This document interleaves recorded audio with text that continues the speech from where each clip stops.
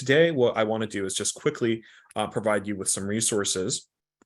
And let me just share my screen really quickly. First, if you don't know where our office is and who we are, I'm going to assume that everyone can see this. This is our website.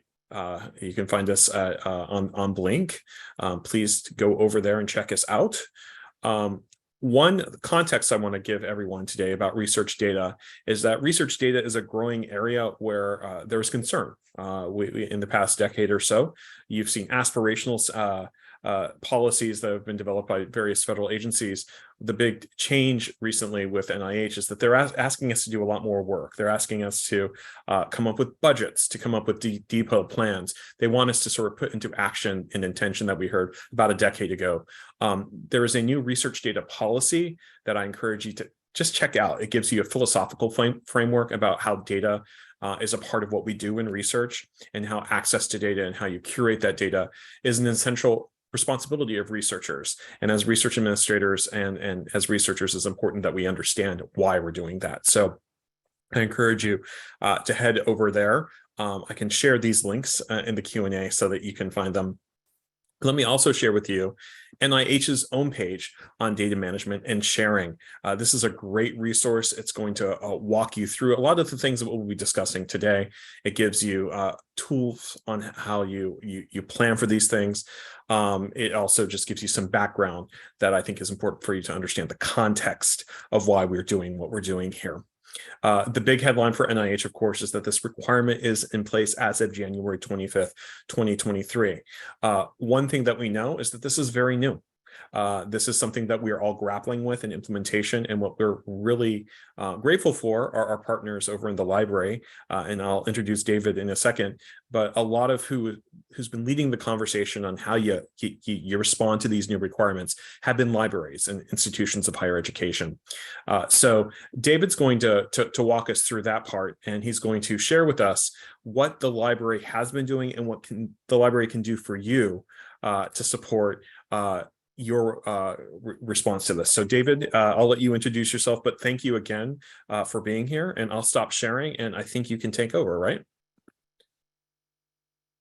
That's great. Thanks, Mike. And hi, everyone. It is really good to be here. I'm looking forward to, as Michael said, just giving a quick overview on what we know currently about the new policies and procedures, and a general sense of where we're headed. Another person I want to mention who's on the line here is Ben Musso from Campus IRB. And I know a lot of the questions we get are closely related to IRB type questions. And so he will be jumping on after me to talk to us a little bit, as well. He will also be available to answer questions. And I will say too, just to reiterate, I've got a short slideshow I'll be doing. Feel free to go ahead and start putting questions you have into. Michael, would you prefer the chat or the Q&A function specifically? Does it matter? You're still, sorry. I always get confused about which one people prefer. Let's just use that Q&A. I'm happy to facilitate that. Great. So as I talk, if you have questions, go ahead and put them in there, and I'll just keep talking, and we'll catch up at the end. So I will go ahead and start sharing my screen now.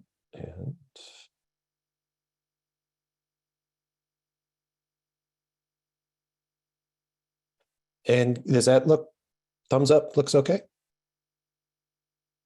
Yes, okay, so thank you. So again, I'm David Miner. I'm from the library on campus, UC San Diego, where I'm the director of our research data curation program. And I'll give you actually a very brief overview on some of our services in our program towards the end of this presentation, where it'll make a little bit more sense. But for today, I wanted to highlight four kind of general areas. I'm going to actually start by going through the previous and still current, if you will, NIH policies. And I think it's important to do that not just for context, but because these are the policies that people are using now. And so I want to start with that and then move into the new data management and sharing policy, so people can really see what's different, what expectations have changed, what they will need to do different in their proposals, et cetera. And then once I've talked about the policy, I'll talk a little bit about how we can implement and how you can implement it very practically, locally, and what kind of resources and support are available to you on campus currently.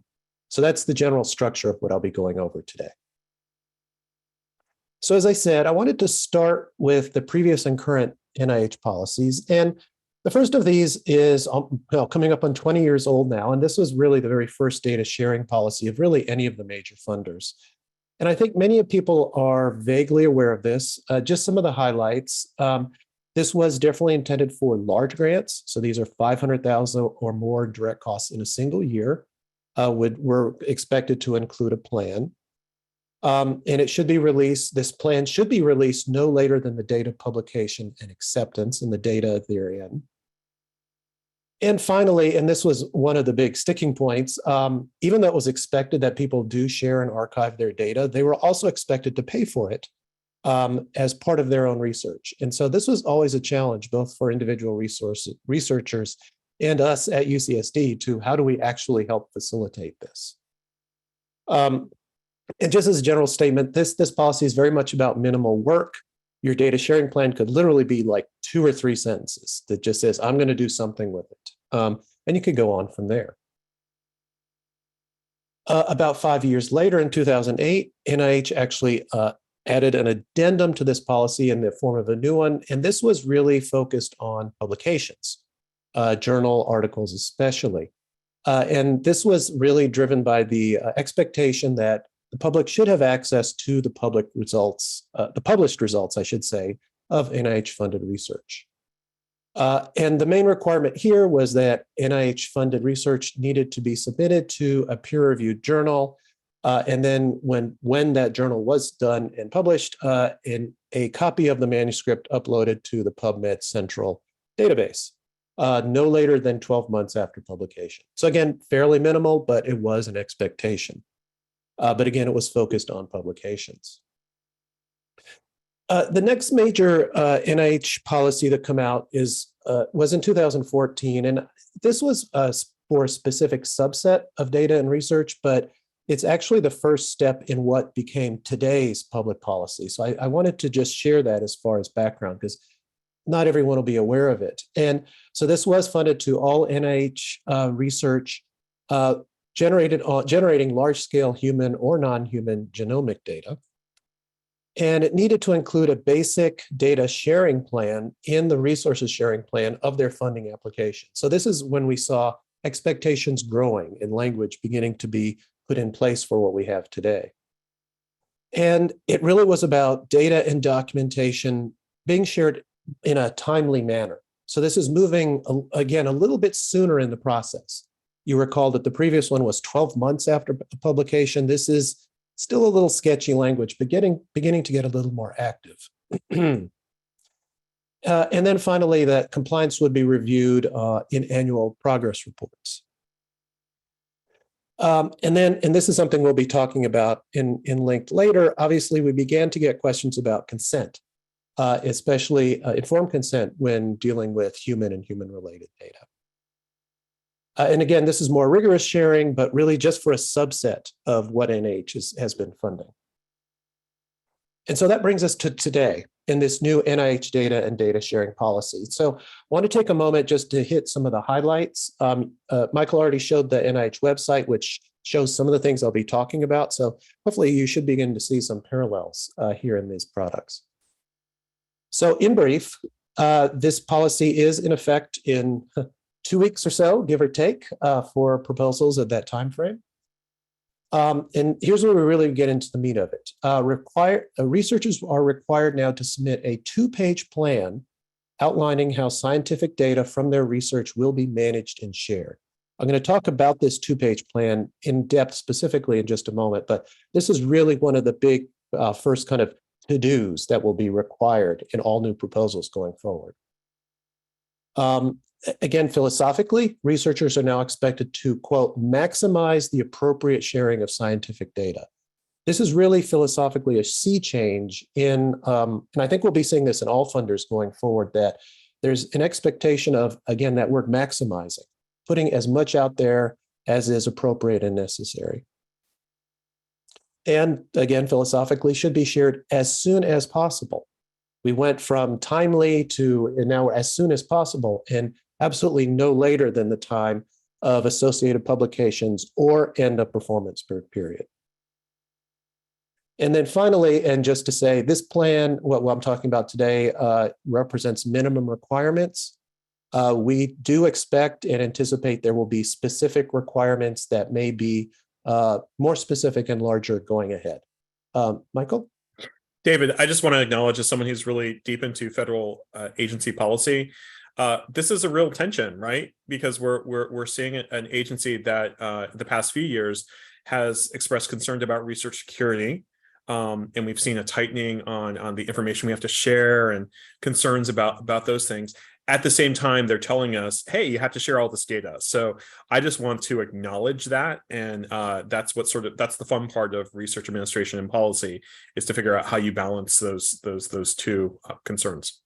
Absolutely. And I think that's going to be a very big question for us going forward as a campus in this space, for sure. So these are the main highlights. I want to start to drill in just a little bit, to some of these next steps. So as I said, I've already said this 2-page data management, much more detailed. I'll be going into that just a second. And then again, the baseline expectation has shifted toward data sharing as the default.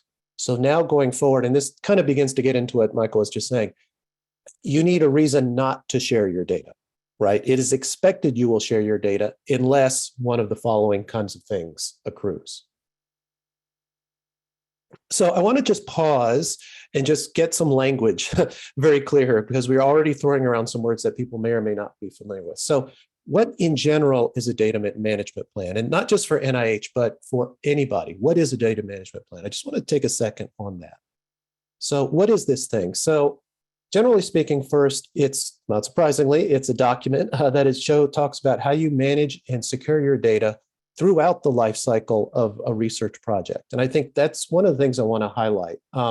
And that we're seeing funders begin to start to talk about is it's not just about the end product or the publications, but they want to have a pretty clear understanding of what are you doing in your research processes with your data and with your results throughout that process.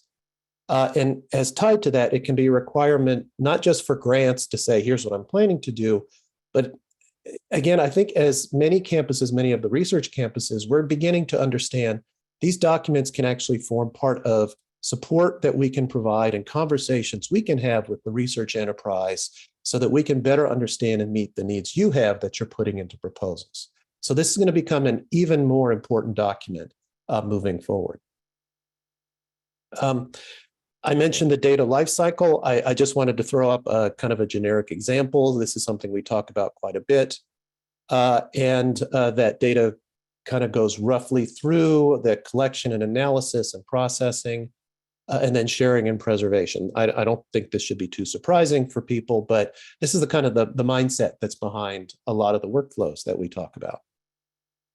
And so keeping both of these things together, what makes a good data management plan? So first, it should be clear and effective and have a clear and effective way and a system for managing data throughout the project. Even though, as I say in the last bullet, most of the funders only care about the kind of the end part, that you're keeping your data as designated and your sharing is designated. If you don't do the pieces before then, those become really difficult, right? And so if we're looking at securing your data, making it available, putting it in places people can get to, if we wait till the very end, that can become very, very, very challenging. So we're really trying to get people to think about this through their entire research process. So if we think about that, so what does this mean for this new data management and sharing plan? So this is language taken from the NIH directly. This is the main parts they would definitely want to see in this new page, 2-page document, I should say. So it should talk about the types of data that are there, the kinds of data that people will be interacting with and seeing. This next one is something that is new and increasing, which is people are going to need to know what tools did you use to create this data? What software? Did you write code in a lab? Are you using open source codes? Because without this, it can be really hard to analyze and understand the underlying data. Closely tied to that, there's going to be an expectation of people listing out standards, whether it's domain or disciplinary standards or standards that may be tied to, say, kinds of equipment or outputs. Those need to be part of the discussion also. Getting into, David, just sorry, Michael, please. yeah, just one clarifying question. My understanding is an NIH data management and sharing plan is for any NIH research project. There are certain types of applications where we're not going to see it. I think training grants are an example, but it's not a dollar threshold. It's the fact that it's a research activity, correct? That is my understanding too. And some of the pages we have later on actually have links that you can go to that explicitly explain the different codes that are appropriate for this and the different kinds of proposals that will fall under this. So yes, I think that that's a good clarification. And so, yeah, I would encourage you to, as I said, in just a moment, we're going to start to talk about some of these resources. There will be information there so you can understand exactly, okay, which parts of these apply to me or to the folks I support and which don't. So yes. And there are a lot of questions coming in. So what I'll do is I'll share a lot of those towards the end. For some of them that can help clarify as you're talking, I'll just try to interrupt like that. But we're getting quite a few questions. Thanks. Okay, awesome. Thank you. Let's see. Yeah, so I think just going through these, I think it was at the data preservation access and associated timelines, excuse me. Some discussion of in this document of how long this data is expected to be preserved and stored. And that will usually language, the specifics about that will be in the solicitations that come out. It's to Michael's question just a moment ago, it's unclear at this point if that's going to be NIH wide or if that's going to be specific within different parts of NIH, TBD right now. Similar with the access, distribution, and reuse considerations. And then finally, just an oversight of what this plan looks like, what is intended with the data, et cetera. So these are just, like I said, some of the high level examples. These are all within all of the documentation that's available, but I just wanted to put it out there as kind of an intro slide start here. Now, actually, and this is something that is one of the very first questions, well, does everything have to be shared? That doesn't make sense. So wanted to highlight some of the more obvious ones here. And this is also, again, where I think Ben Musso will have some thoughts when I'm done here. So there are several reasons that the NIH has already called out which would make this not necessarily. The first two are definitely about consent, whether that's consent that is going to be asked as part of a research process, or if this is a continuing one and those have already been asked. Obviously, we can't go against those. So that will take precedence on the scope or extent of sharing. And people, I assume, will have a lot of questions about that. So I think that this will be a topic that we will come back to. But that's the first basic one is the consent process. And then more generally, not surprisingly, if sharing the data would put anyone at risk for identification, harm, all the things I think we're kind of generally familiar with, those also would put a stop to any kind of more kind of advanced sharing, if you will. Sometimes, depending on the kind of solicitations and proposals, there may be additional requirements and regulations that prohibit disclosure. If those accrue, they will actually be stated in the solicitation. So it should be pretty clear. There should be no surprises there for this one. Similarly, if a grant is not just, say, NIH funded, but with other partners or other expectations, again, these should be listed in the solicitation so that there should be no surprises. And I think this one is an example of something is a little TBD. We'll need to see how, once this policy begins to get rolled out, what this looks like in solicitations going forward. And then I think this is the last one, and this is a little squishy language, and I think, again, this is a TBD kind of language, but if data cannot be digitized or made available within reasonable efforts. We'll have to see what this looks like. This could get into scale and complexity and maybe kind of some of the ways data can or cannot be analyzed. But this is, again, language that the NIH has put out there, so we'll need to see how this is implemented as we move forward. The next big question that we often get is, how do these get evaluated and enforced? And the language, again, I'm going to put some language here that the NIH has put out, but then do some reflections on it. This is a quote. Program staff will assess the plans, grant review, and then grant reviewers can comment on the proposed budget for data management and sharing. In and of itself, this statement is not new. There's been language kind of similar to this for many years, but our understanding is there will actually be much more teeth to this statement right now, even if the words themselves haven't changed. An example of this, again, this is a quote, plans will be part of the bolded here, terms and conditions for extramural awards.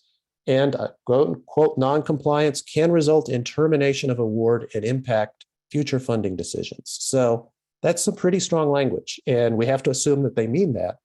We don't know what the process is necessarily going to look like, but this is what we're being told for this new policy. And then finally, compliance will be monitored by relevant NIH institutes during progress reports. Again, this is standard language, but we'll see what this looks like going forward on the ground. And David, to that, I think something to concede again is there's a certain squishiness to all this right now, right? NIH, their policy office has said, we're just implementing this. We're trying to understand this. UCSD is going to be a part of a federal demonstration partnership pilot on how we actually do these plans and how we budget for these plans. But what's really great is that we have resources like David in the library who will be there to support you and help you. So it's really tough as a research administrator to say, it's going to be okay, we'll figure it out. But this is definitely something where it's an evolving situation, and it might not be right in the application. So we have lots of opportunities to remedy the situation with NIH as we figure this out. Absolutely. And I'll double down on what Ben just said Michael just said is that I'm going to actually getting into the resources and support resources section right now. While there's a ton of stuff there, we're figuring this out along with you. And so I imagine that we will be putting online either more support efforts or taking some things offline as we figure out what this actually looks like. So yes, 100%. Let's see. Oh, and this is, of course, the other big question that we often get, and this is one of the big changes, absolutely one of the big changes. How do I pay for all this? As I said before, these costs you could not put most of these previously in your NIH budget. Now you can. These requirements can be budgeted and actually are going to be expected to be budgeted within proposals. Some example costs that can be include costs for curating data and developing supporting documentation. So one of the big ones is data de-identification. So you can put costs in there if this is not something that either you have available to you now or that you need to create. You can put them in there in your budget. Second one is local data management considerations. So this could be paying for storage, paying for long-term preservation storage, getting help with things like creation of metadata and things like that. We have a lot of services on campus available to help with this.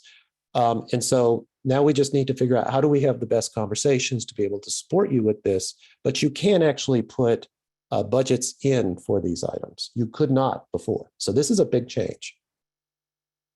And then lastly is preserving and sharing data, or it's not lastly, next to last, preserving and sharing data through established repositories. And so what this gets into is there are some repositories out there that charge. And if it's most appropriate for your data to go into one of those repositories, you can put that cost in your proposal. And so these are typically data deposit fees. So this, again, I just want to emphasize, this is a big change. And this is going to be one of those learning moments for all of us is, what does this look like? What are the best ways to put these budgets together? What are maybe some of the feedback we get from NIH officers as we submit these things? But we can ask for the money for this, so that's great.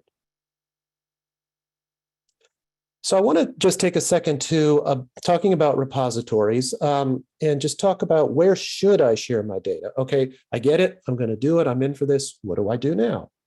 I just wanted to talk a little bit about the current landscape and where we see it going. So for many disciplines and domains, both in the health sciences area and throughout academia, there are repositories that have been created and designed for specific disciplines or domains. Right, so I talked about genomics earlier. There are a number of genomics repositories that are designed and set up just for that kind of data. Generally speaking, if that's available and it makes sense for the kind of work that's going into a proposal or into a research project, that is often the best place for it to go, because the metadata has been defined, the support types have been defined. That can often be the most seamless way to go. That having been said, and the second bullet I think will change, but at the moment, NIH does not recommend strongly specific repositories. That having been said, on the NIH site, they do have a list of repositories that they'd like, if I can put that with a small L, things that they have either worked with in the past, have helped to fund either for startup or ongoing basis. But there are things that are familiar to the NIH, if I can put it that way. And there are links, as I said in this bullet, and it will be on some of the slides coming up, to resources where you can go and look to see if you don't know already, is there a domain or a place that's really right for my needs already? So those are good places to start. If for one reason or another, there are not repositories that are specific, domain or discipline specific, that make sense for data, we have a bunch of other options that are available for you. The first one is that I want to say that coming to us in the Research Data Curation Program, we'd be more than happy to help you look through the options. If you have questions or concerns or confusion about what your options are, or recommendations on why A might be better than B, please send us an email, give us a call, chat with us. We spend a lot of time thinking about this. We'd love to work with you on that. Secondly, the other thing we do also maintain in the library is a data repository for campus. So we are, and this is free to all users on campus. All researchers on campus can put data with us. And so we're also more than happy to work with any folks who would like to put their data into the campus repository. I want to say maybe two things about that briefly. One is this repository is a data repository for all of campus. So it has oceanographic data, archaeologic data, engineering data, health sciences data. So it's a broader collection of data. So we may not meet some specific domain needs that individual researchers may or may not have. At the same time, what we often can do in our repository is we can take large amounts of data, whereas some of the domain-specific ones can take smaller data, maybe spreadsheets or things that are attached to being cited by a journal article. Say, we're used to dealing in terabytes and dozens of terabytes of data. So we will often get people who say, I put my finished data in one place, but I'd still like to put my raw data or a share of my raw data somewhere. And we will often work with people in that case. The last thing I just want to mention here too, the UC system maintains a statewide data repository called Dryad. This is also free to use for, well, all UC researchers, but certainly any UCSD researchers. It's a really nice repository. It's been in existence over a decade. This is another free option that you're welcome to use anytime you want. So there's a lot of options here. In some sense, there may be too many options. So again, feel free to have a conversation with us and we can help to guide you. Just to highlight, again, briefly, the data curation services we do provide in the library. I apologize, this is a lot of words on this, this sheet, but I just wanted to get across that we provide a lot of services around research data and management of research data. Not just I need somewhere to put it, but maybe I need help creating permanent identifiers for my data, even if I'm not going to give it to you. Or I need help with metadata best practices or data standards, et cetera, et cetera. We're here for you and for those kinds of questions. And there's a little orange box here I have on a couple of the next slides that what we found is, even if you can't remember any of these URLs, any of these words, if you do a basic web search on UCSD data curation, we will pop up. If we're not number one, we'll be number 2 or 3. and you will immediately come to our website with all of those things on it. So, and just as an example, this is one of the new web pages that has gone live in just the last few weeks, specifically on the NIH, the new data sharing policy. And this is just an example of a web page and all of the kinds of data that we have on here. It is, if you imagine everything I've just said, but like in all of the details with many, many questions answered and FAQs. And et cetera, et cetera. And again, if you don't remember this, just do a search for UCSD data curation. This page will be one of the ones that pops up. One of the things I also want to highlight that you will find on this page is that we often get questions of people are beginning to put out examples of successful data management plans. And these are super popular. So we have, I think there's something like 100 different examples of. They're not the brand new plan, obviously, because that has not been come out yet, but you can definitely get a sense of if this is new to you or you like some guidance or examples. There's a lot of examples out there. Another resource that is available to you for free is an online resource, and this is a national tool called the DMP tool, and it's dmptool.org. For our campus, you don't have to, but you can log in using your single sign-on access, which will allow you to save things and automatically fill in things. But the DMP tool is amazing. And I say that as a user, not as a creator, as a user, but it will actually step you through very specifically the creation of data management plans so that you can fulfill exactly what the funders say. So I highly, highly, highly recommend people jump in and take a look at this. Some people use it once and you can download a data management plan and you're good to go. We have people who use this many, many, many times, and they just have a place they can save their data management plans. They can come back and they basically have their own boilerplate, if you will. So again, this is a great tool that we're more than happy to support. Finally, again, we're here for you. If you send an email to this research data curation, that goes to all of the members of our team. And so whoever's appropriate will jump in and immediately help you. Again, here's my little orange box. Do a web search on UCSD data curation, and we will pop up. And so we will be there for you. And that is the extent of my slides. Michael, I'm going to go ahead and stop the share. Yeah, that's great. Great information. We do have some questions that let me ask now before we head over to Ben. There's some questions in there that I think are more Ben specific with regards to human subjects. But let me just merge two questions that we have here. Is there a specific timeline for how long we need to archive, keep paying for published data? And are we expected to store this data indefinitely? What's the timeline if we run out of funding to support this? If the grant ends and we have no money, what do we do? So I think free data repositories that comes into play here, but it also goes back to making sure we budget. But what's the timeline? Just let's talk about that. So unfortunately, the timeline, I don't have a single answer to that because there's at least two versions of it depends for that answer.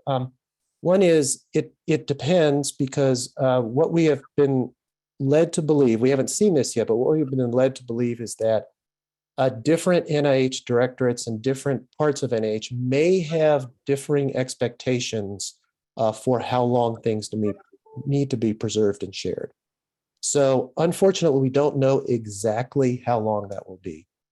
I will also add another, it depends, and this gets to what actually Michael mentioned before my presentation of the UC itself also has an evolving policy framework around research data. And so there will be some expectations coming from the UC around how long data needs to be made available.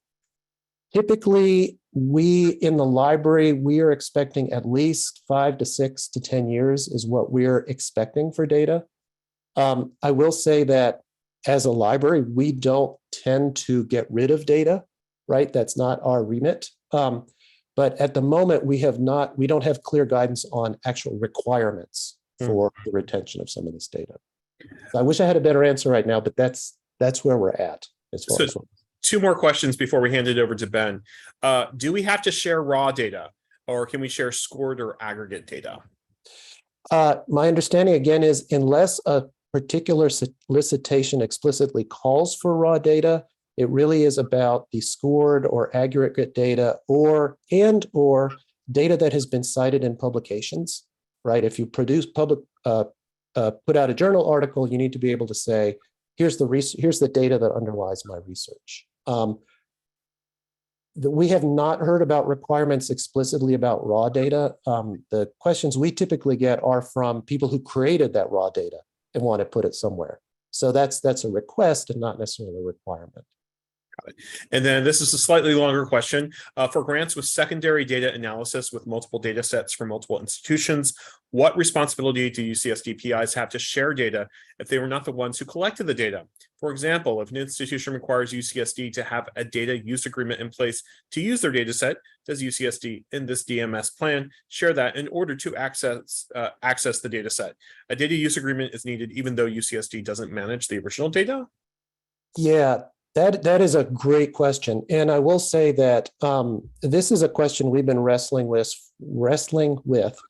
for a few years now, across the spectrum of the research enterprise, because this kind of model of data that's being aggregated or data that's coming from different sources is kind of the norm for many places and many kinds of researchers.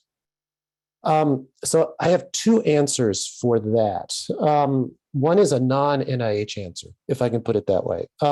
So in the library, when we tend to work with folks in this kind of situation, we've been pretty open-minded about accepting data that has been aggregated from multiple sources, especially if we can have a conversation with, say, the local PI or with our contact who we're talking to, who can show some kind of indication that they have the rights to share this data, right? We will typically have a conversation of, did you just go and suck this up from other places? Or is this part of an ongoing research cooperation and collaboration?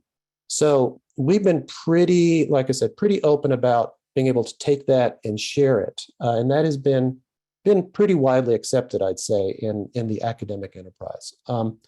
Specifically about NIH and this new requirement and data sharing and things like that, I imagine it will look something like that, but honestly, I'm not aware of us knowing that just yet. I have not seen or heard what that's going to look like operationally. Excellent. So before I hand it over to Ben, David, thank you. And we'll come back to you if you have more questions. We have a question. When does this start? This starts January 25th in the sense that if you are submitting an application to NIH, you need to have a data management and sharing plan, a DMS plan in that submission. Once we start seeing RPPRs, they're going to be pulled in through that, right? Because you get a new notice of award. And so this is an evolving thing that as it will be rolled out over the next few years. But if you're submitting a new application, that's when it will be triggering. So let's head on over to Ben. Hey, Ben, are you there? Hi, everyone. Hey there. I'm going to put you in the spotlight. And let's see if I did it right. Oh, and hey, David, we're going to say goodbye to you for a second and just go over to Ben. But we'll bring you both back for some questions at the end. Great. So I prepared a little bit of a slides deck myself. And so I'm here today to talk to you all about the IRB expectations for data management and sharing. So we are just talking about the subset of studies that get submitted to the NIH, which are human subjects research. So for those of you who don't do human subjects research, you can just relax for a little bit. So let's talk about why are we worrying about this at the proposal stage? So first, the IRB doesn't generally get involved in proposals, but we do want to make sure that the proposed data sharing plan is allowable. We want to make sure that you're not going to have to request at RPPR time, or even worse at the end of the award, that there are changes that you have to request. We want to make sure we get it right the first time. Of course, this is a new policy. We know that's not going to happen all the time, but we're going to get you as close as we can. We also want to avoid a proposal and IRB mismatch. So again, just the same idea of avoiding the headaches later. We want to make sure that what you're putting in the proposal is something that the IRB is likely to agree to, and they're not going to make you, change everything around when you actually are applying for IRB approval.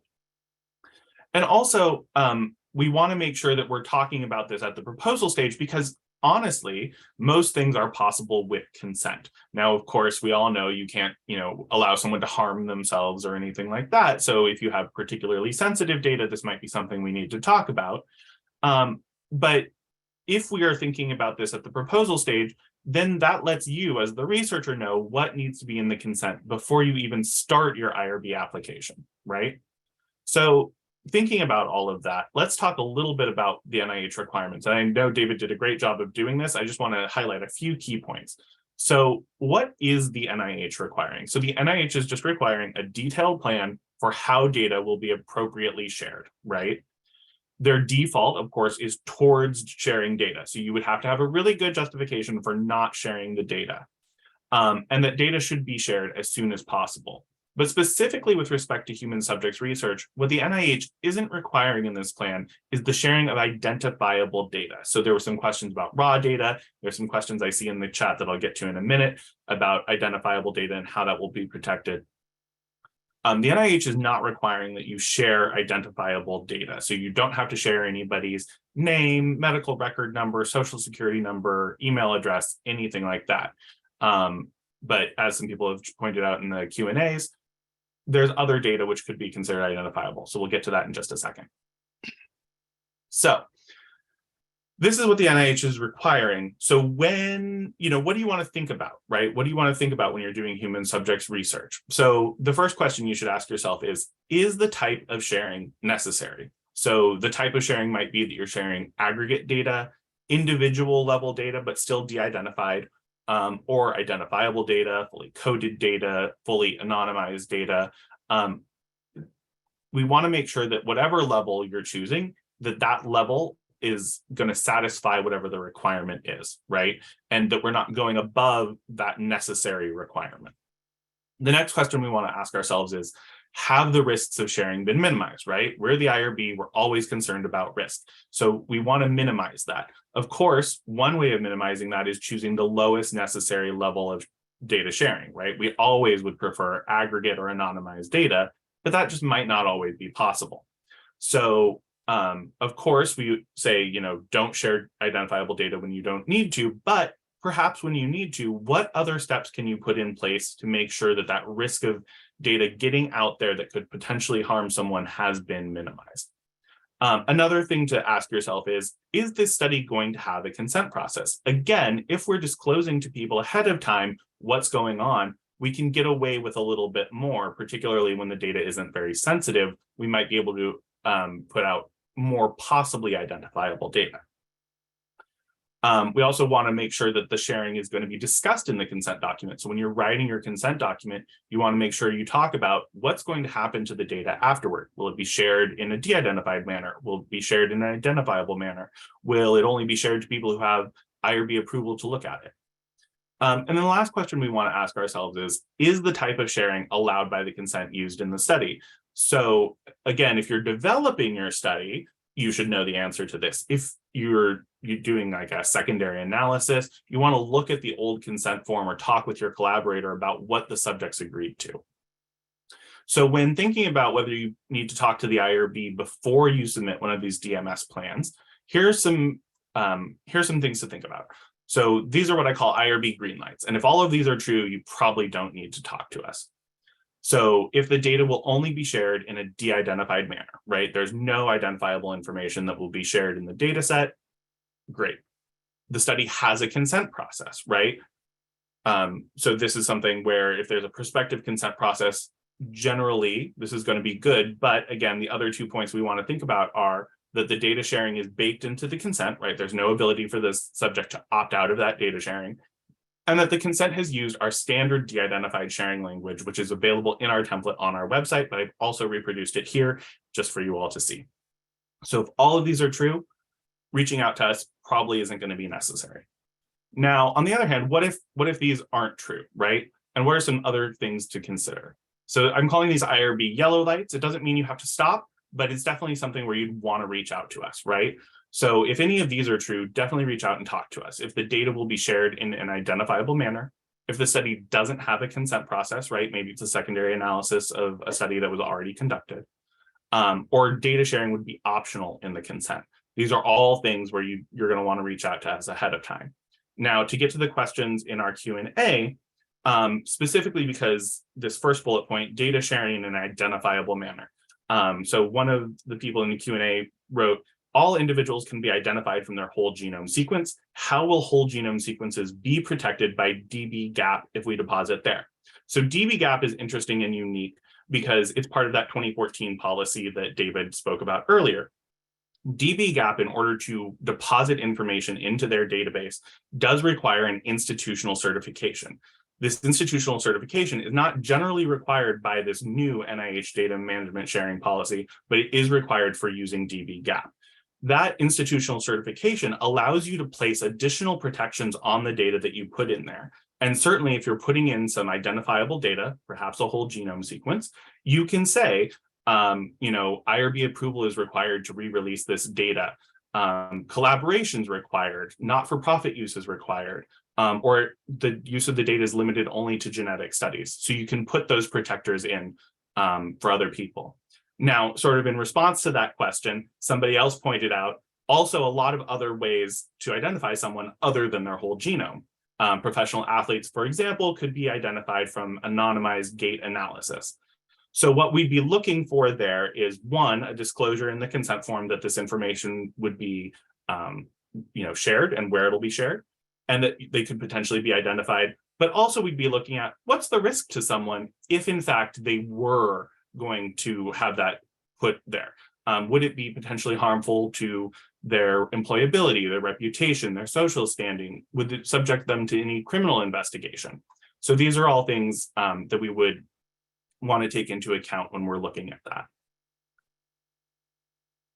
And so with that, what I'll say is contact us at any time with any of these data sharing questions. You can email us at irb@ucsd.edu and we'll get you through it. We can of course correspond over email through the ticketing system, or we can organize a talk for you or your department if that would be more helpful. And with that, I'll turn it back over to Mike. Thank you so much. And let me re-spotlight David. Let's find you, David. Put you back on that spotlight. Add spotlights. I think I'll add a spotlight for myself too. There we are, the three of us. There have been a lot. One, thank you. I just want to acknowledge when we started discussing this a few weeks ago, or was that in November? I don't know when we started discussing this. It seemed like this was just a brave new world that a lot of people didn't know what was happening here. And so I just want to reaffirm to everyone that this is a new and evolving policy. Other institutions of higher education are trying their best. What's been fantastic is we've had the library here really leading in creating these resources.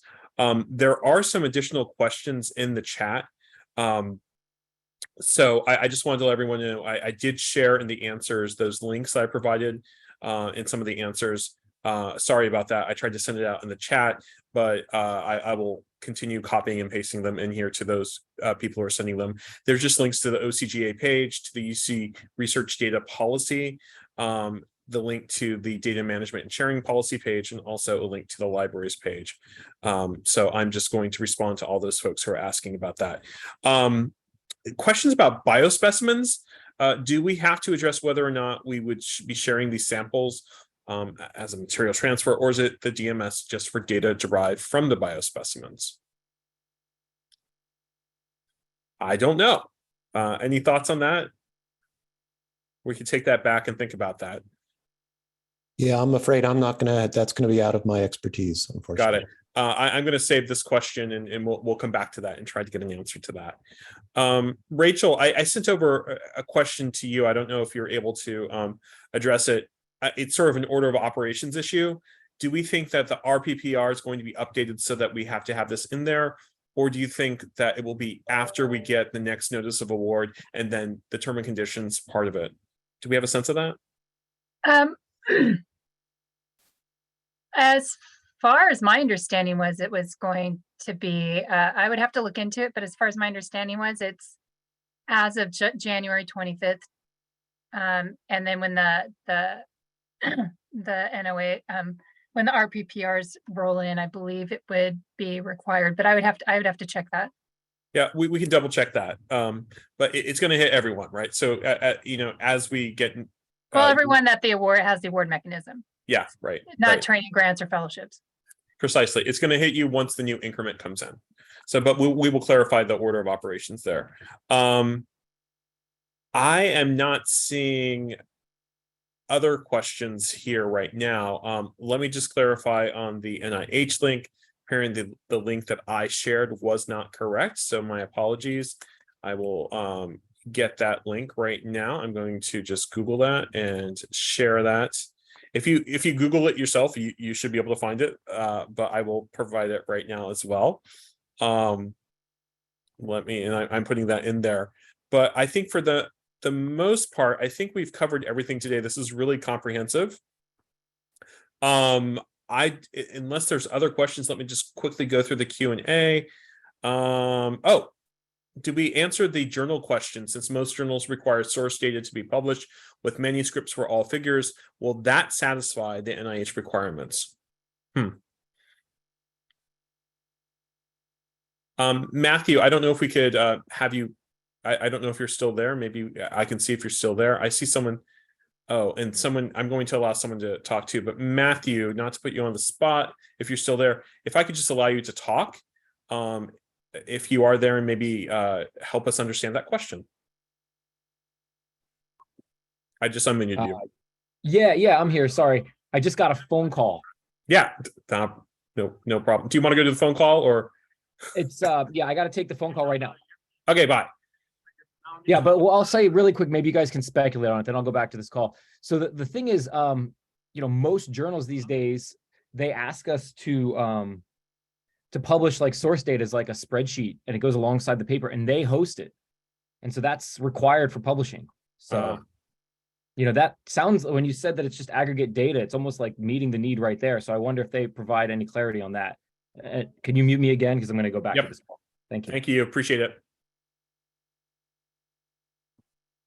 Yeah, so that's a really good question. And this class of questions, if I can back it up just a second, just a level, if I will, is I think this is the kind of thing we need to see what happens as proposals go in. Because while I think logically that makes a lot of sense, that seems like a reasonable deduction. My guess is NIH is going to want more, just because they talk about data that's needed to show results and et cetera, et cetera. And I think it would just be making sure there's not a mismatch between what a journal may be requiring and what NIH may be requiring. And it may, as an example, since I don't have an example right now of what a particular journal might say, it's hard to say how does that map or not map onto the NIH ones. But that's a good starting point. And unfortunately, we'll just have to see what kind of feedback we get as things move ahead. So Emily Pittman, you have a question. I'm going to allow you to talk. I've just promoted you. What's your question? I'm sorry. I was typing something else on my computer. I must have hit something. Oh, no worries. It was nice meeting you, Emily. Nice meeting you. And I'm sorry. But I do have a quick question. That's great. I'm part of a PO1 that's going in this month. Will it need this data management? I'm not sure exactly when. Yes, it will. It will? Yeah, because if it's due on January 25th or afterwards, it will. Will each core need their own data management plan, or will it be will there be an overarching data management plan? It would depend. I would have to read the funding opportunity announcement. Okay. Which should have been updated for Forms H. Okay. The use of Forms H, and then I would be able to answer that question for you. What department are you submitting that through? Oh geez, I don't know.